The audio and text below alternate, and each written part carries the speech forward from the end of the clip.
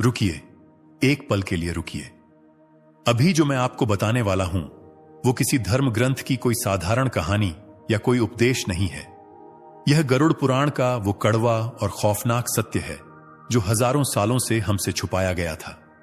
क्या आप जानते हैं कि जब किसी घर में एक बेटी जन्म लेती है तो वो कोई आम शारीरिक या जैविक घटना नहीं होती। वो उस परमपिता परमात्मा का एक बहुत ही कठोर और रहस्यमयी चुनाव होता है।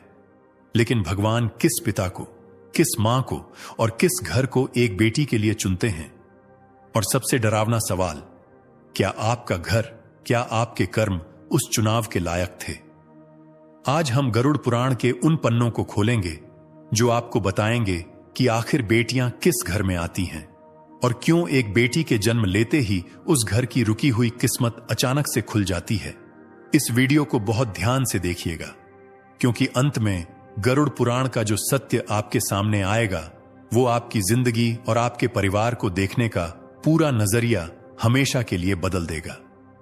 हम सब यही मानते हैं कि किसी भी घर में बच्चा पैदा होना प्रकृति का नियम है, लेकिन गरुड़ पुराण और हमारे प्राचीन कर्म सिद्धांत इस विज्ञान से बहुत आगे की बात करते हैं। गरुड़ पुराण चीख चीख कर कहता है कि इस दुनिया में किसी भी घर में, किसी भी आंगन में बेटी का जन्म लेना कोई संयोग या इत्तेफाक नहीं है। जब किसी घर में एक बेटी अपनी पहली सांस लेती है तो वो सिर्फ एक बच्ची का जन्म नहीं होता, वो उस ब्रह्मांड का एक बहुत बड़ा फैसला होता है। भगवान हर किसी को बेटी नहीं देते। आज मैं आत्म रहस्य के इस मंच से गरुड़ पुराण के उस सबसे खूबसूरत लेकिन सबसे ज्यादा रुला देने वाले पन्ने को खोलने जा रहा हूं। गरुड़ पुराण में यमराज और पक्षीराज गरुड़ के बीच आत्माओं के सफर को लेकर एक बहुत ही गहरा और रहस्यमयी संवाद है। उसमें स्पष्ट बताया गया है कि मृत्यु के बाद जब कोई आत्मा यमराज के दरबार में खड़ी होती है तो उसका अगला जन्म यूं ही तय नहीं होता। आत्मा को वहां नहीं भेजा जाता जहां जगह खाली हो। आत्मा को वहां भेजा जाता है जहां उसका उद्देश्य हो, जहां उसका कर्मों का कर्ज हो। और जब बात एक स्त्री योनि, एक बेटी के रूप में जन्म लेने की आती है तो यमलोक के नियम बहुत बदल जाते हैं। हम बचपन से सुनते आए हैं कि बेटियां नसीब वालों को मिलती हैं, पर क्या आपने कभी सोचा है कि वो नसीब आखिर है क्या? वो नसीब कोई आसमान से टपकी हुई चीज नहीं है। वो नसीब आपके यानी उस पिता के पिछले जन्म के कर्म हैं। गरुड़ पुराण का सबसे कड़वा और नंगा सच सुनिए। शास्त्रों में वर्णन आता है कि जब इंसान के पिछले जन्मों के पाप या कर्ज बहुत भारी होते हैं, जब उसने पिछले जन्म में किसी का बहुत पैसा खाया होता है या किसी को बहुत तकलीफ दी होती है, तो प्रकृति उस कर्ज को वसूलने के लिए उसके घर में एक बेटे को जन्म देती है। जी हां, आपने बिल्कुल सही सुना। ज्यादातर घरों में बेटे सिर्फ और सिर्फ उस पिता का पुराना कर्ज वसूलने, उसकी संपत्ति का बंटवारा करने और उसके पुण्यों को भोगने के लिए आते हैं। ये वो आत्माएं होती हैं जिन्हें आपसे कुछ लेना होता है। लेकिन इसके बिल्कुल विपरीत, जब किसी इंसान के पिछले जन्मों के पुण्य अपने चरम पर होते हैं, जब उसने पिछले जन्म में बिना किसी स्वार्थ के लोगों की मदद की होती है, भूखों को खाना खिलाया होता है, किसी रोते हुए इंसान के आंसू पोंछे होते हैं, तब वो प्रकृति उस इंसान को फल देने के लिए उसके घर में एक बेटी को जन्म देती है। बेटी वो आत्मा होती है जिसे आपसे कुछ लेना नहीं होता, बल्कि वो आपको अपना सब कुछ देने आती है। यही वजह है कि आपने अक्सर देखा होगा कि जब किसी घर में बेटी का जन्म होता है तो उस घर की ऊर्जा, उस घर का आभा मंडल अचानक से बदल जाता है। जो पिता कल तक बहुत कठोर था, बहुत गुस्से वाला था, जो छोटी छोटी बातों पर झल्ला उठता था, वो अपनी उस छोटी सी बच्ची को गोद में उठाते ही बिल्कुल मोम की तरह पिघल जाता है। उसके अंदर से एक ऐसी करुणा, एक ऐसा प्रेम फूट पड़ता है जिसके बारे में उसे खुद भी नहीं पता था। यह कोई चमत्कार नहीं है, यह उस पवित्र आत्मा का कमाल है। गरुड़ पुराण कहता है कि बेटियां अपने साथ ब्रह्मांड की सबसे शुद्ध और सबसे कोमल ऊर्जा लेकर आती हैं। जब वो उस घर में सांस लेती हैं तो उनके आभा मंडल से एक ऐसा कंपन निकलता है जो उस घर की सारी नकारात्मकता, सारे क्लेश और सारे दरिद्रता के जालों को काट देता है। हम सदियों से एक मुहावरा सुनते आए हैं कि बेटी तो घर की लक्ष्मी होती है, लेकिन हम इंसानों की बुद्धि इतनी छोटी है कि हमने लक्ष्मी का मतलब सिर्फ पैसा या धन समझ लिया। हमने लक्ष्मी को सिर्फ सोने और चांदी के सिक्कों में तौल दिया। गरुड़ पुराण और देवी भागवत महापुराण में बहुत ही स्पष्ट शब्दों में बताया गया है कि लक्ष्मी सिर्फ पैसों की देवी नहीं है। लक्ष्मी संतुलन की देवी है, लक्ष्मी शांति की देवी है, लक्ष्मी चेतना और करुणा की देवी है। और यह लक्ष्मी, यह सकारात्मक ऊर्जा उस घर में कभी नहीं टिकती जहां लोगों का आपस में अपमान होता हो, जहां बात बात पर गालियां दी जाती हों, जहां स्त्रियों को पैरों की जूती समझा जाता हो और जहां सिर्फ और सिर्फ स्वार्थ का बोलबाला हो। तो जब हम कहते हैं कि बेटी लक्ष्मी है, तो इसका असली मतलब यह है कि भगवान ने उस बेटी को एक बदलाव का दूत बनाकर आपके घर भेजा है। वो खाली हाथ नहीं आती, वो अपने साथ अपने उन संचित पुण्यों को लेकर आती है जो उसने अपनी पिछली कई यात्राओं में कमाए थे। जब वो नन्हे नन्हे कदमों से आपके घर में चलना शुरू करती है, तो वो असल में आपके घर के वास्तु दोषों को, आपके घर की उस भारी ऊर्जा को अपने पैरों तले खत्म कर रही होती है। यही कारण है कि आपने अपने आसपास, अपने समाज में ऐसे कई परिवार देखे होंगे जो बेटी के जन्म से पहले कर्ज में डूबे हुए थे, जिनके घर में हमेशा कंगाली छाई रहती थी। लेकिन जैसे ही उस आंगन में बेटी की किलकारियां गूंजीं, अचानक से उस पिता का व्यापार चल पड़ा। उसकी रुकी हुई तरक्की होने लगी। घर में अचानक से सुख और शांति ने डेरा डाल लिया। लोग इसे सिर्फ एक संयोग मान लेते हैं।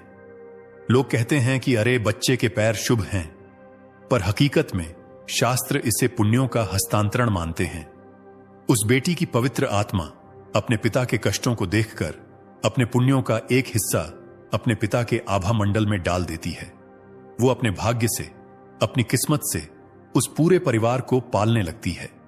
लेकिन अब यहां पर एक बहुत ही गहरा और बहुत ही डरावना सवाल पैदा होता है।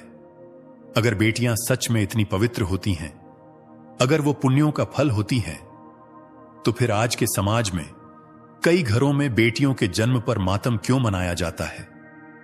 क्यों आज भी कुछ परिवारों में जब वैद्य या डॉक्टर कहता है कि बेटी हुई है, तो पिता का मुंह लटक जाता है, दादी मुंह फेर लेती है? क्यों बेटियों को जन्म से पहले ही गर्भ में मार दिया जाता है, या जन्म लेने के बाद उन्हें जिंदगी भर यह एहसास दिलाया जाता है कि वो एक बोझ हैं, पराया धन है? यह सवाल बहुत ही महत्वपूर्ण है और इसका जवाब आपको गरुड़ पुराण के उस कर्म सिद्धांत में मिलेगा जिसे सुनकर आपकी रूह कांप जाएगी।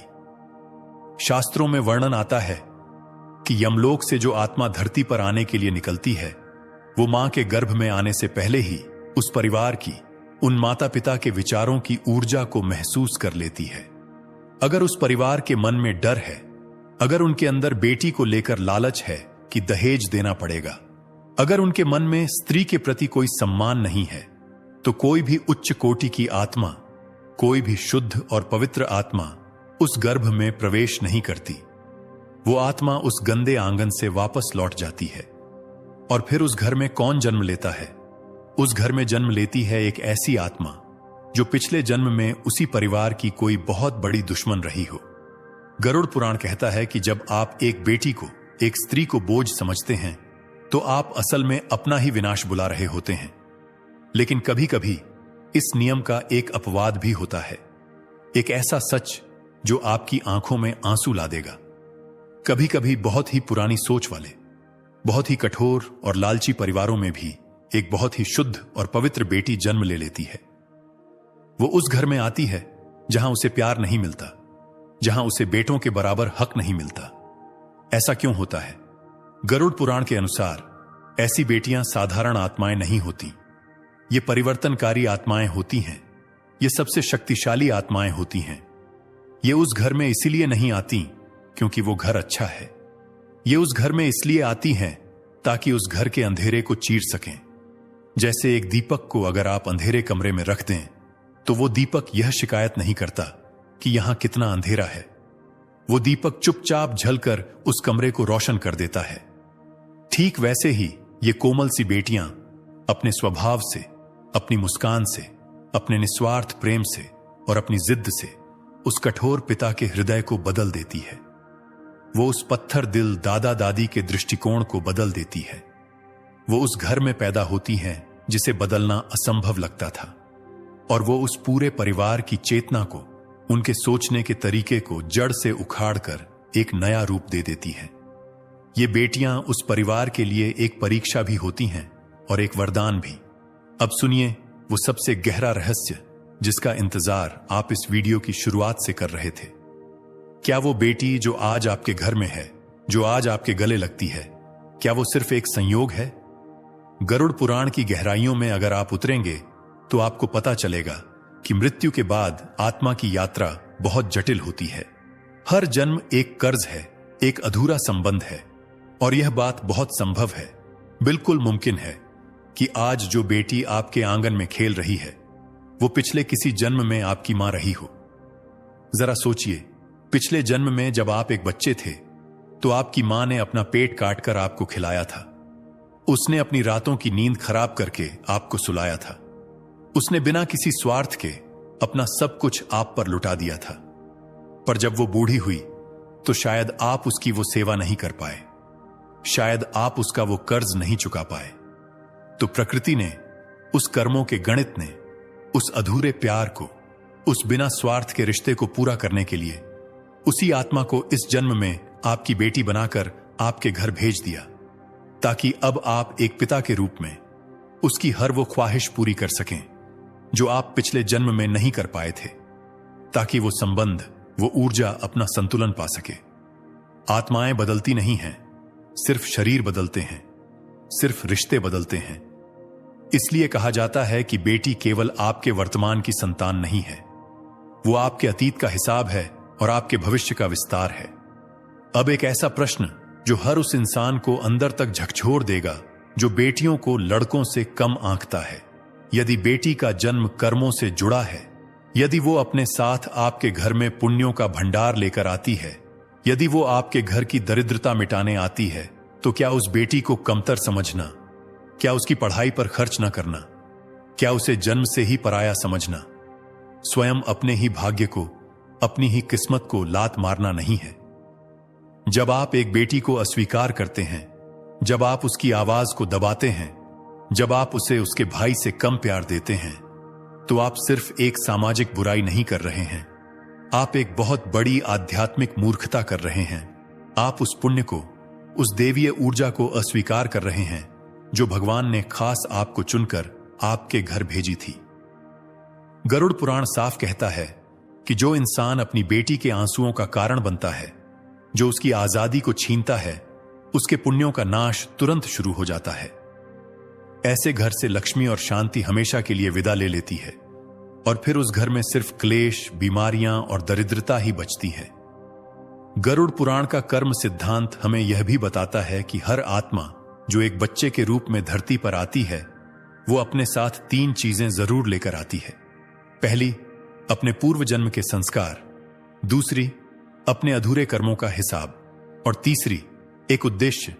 और ये तीनों चीजें आपको उस छोटी सी बच्ची के स्वभाव में, उसकी आदतों में और उसकी रुचि में साफ दिखाई देती हैं। जरा अपनी बेटी को ध्यान से देखिए। वो बेटी जो बचपन से ही बिना कहे सबकी मदद करती है, जो अपने खिलौने दूसरों को दे देती है, जिसे दूसरों का दुख नहीं देखा जाता। शायद वो पिछले किसी जन्म की कोई बहुत बड़ी संत रही हो, जो इस जन्म में आपके घर करुणा और प्रेम का संदेश लेकर आई है। वो बेटी जो हर मुश्किल में निडर होकर डटी रहती है, जो लड़कों से भी ज्यादा हिम्मत दिखाती है। शायद वो पिछले जन्म का कोई योद्धा हो, जो आपके परिवार को साहस और निडरता सिखाने आई है। वो बेटी जो बात बात पर सवाल पूछती है, जो पुरानी और रूढ़िवादी बातों को चुनौती देती है, जो चुप नहीं बैठती। शायद वो एक बदलाव का दूत बनकर आई है। और कभी कभी कुछ घरों में एक बहुत ही दर्दनाक घटना घटती है। कभी कभी एक बेटी घर में जन्म लेती है, पूरे घर में खुशियां भर देती है, सबको अपना दीवाना बना लेती है, और फिर बहुत ही कम उम्र में किसी बीमारी से या किसी हादसे में वो इस दुनिया को छोड़कर चली जाती है। माता पिता टूट जाते हैं, वो भगवान को कोसते हैं कि तूने उसे दिया ही क्यों था जब वापस छीनना था। पर गरुड़ पुराण इस असहनीय दर्द का भी एक बहुत गहरा आध्यात्मिक कारण बताता है। शास्त्रों के अनुसार ऐसी आत्माएं वो होती हैं जिनका इस धरती पर और उस परिवार के साथ कर्मों का हिसाब सिर्फ उतने ही सालों का या उतने ही महीनों का होता है। वो आत्माएं अपना कोई बहुत पुराना और छोटा सा कर्ज चुकाने या आपको कोई बहुत गहरी आध्यात्मिक सीख देने के लिए आती हैं। वो अपना संदेश देती हैं, आपके पुण्यों का संतुलन बनाती हैं और फिर अपनी असली यात्रा पर परम धाम की तरफ आगे बढ़ जाती है। वो आपके दर्द का कारण नहीं बनती, वो आपकी आत्मा को इस दुनिया के मोह माया से आजाद करने का एक बहुत कठोर माध्यम बनती है। मैं जानता हूं कि यह सब सुनना बहुत कठिन है, इसे स्वीकार करना आसान नहीं है, लेकिन गरुड़ पुराण का इस ब्रह्मांड का यही सबसे अटल सत्य है। हर जन्म उद्देश्यपूर्ण है, हर सांस की एक गिनती है, हर रिश्ते का एक कारण है। कोई भी जन्म, कोई भी रिश्ता बेवजह नहीं है। तो अब हम उस अंतिम और सबसे गहरे प्रश्न पर आते हैं जिसे हर माता पिता को खुद से पूछना चाहिए। क्या बेटी का जन्म भगवान की तरफ से केवल एक कृपा है या फिर वो एक बहुत बड़ी आध्यात्मिक जिम्मेदारी भी है? गरुड़ पुराण का उत्तर बहुत ही स्पष्ट है। बेटी का जन्म दोनों है। जब कोई शुद्ध और शुभ आत्मा एक बेटी के रूप में आपके घर में जन्म लेती है तो वो केवल आपके आंगन में खुशियां बिखेरने नहीं आती, वो केवल आपके बुढ़ापे का सहारा बनने नहीं आती। वो उस घर की चेतना को, उस परिवार के आध्यात्मिक स्तर को ऊंचा उठाने आती है। और इसके बदले में उस परिवार का, उस पिता का यह सबसे बड़ा कर्मों का दायित्व है कि वो उसे सबसे बेहतरीन शिक्षा दे, वो उसे दुनिया की हर बुरी नजर से सुरक्षा दे, लेकिन सुरक्षा के नाम पर उसे पिंजरे में न बांधे। वो उसे स्वतंत्रता दे, वो उसे अपने फैसले खुद लेने का सम्मान दे।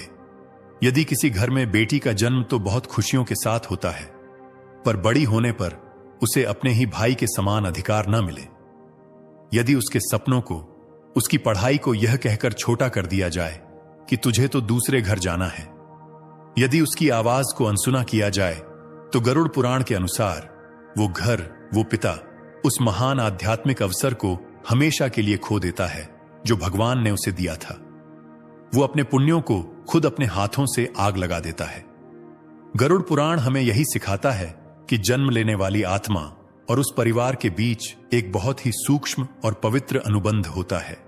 आत्मा अपने संस्कार और पुण्य लेकर आती है और परिवार उसके पंखों को आसमान देने का दायित्व लेता है। यह रिश्ता केवल खाना खिलाने या कपड़े पहनाने का नहीं है, यह उस आत्मा के विकास का है। और जब एक पिता इस दायित्व को पूरी ईमानदारी से पूरा करता है तो उस घर में केवल एक बेटी नहीं बड़ी होती, उस पूरे परिवार की किस्मत, उनकी चेतना और उनका आध्यात्मिक स्तर बढ़ जाता है।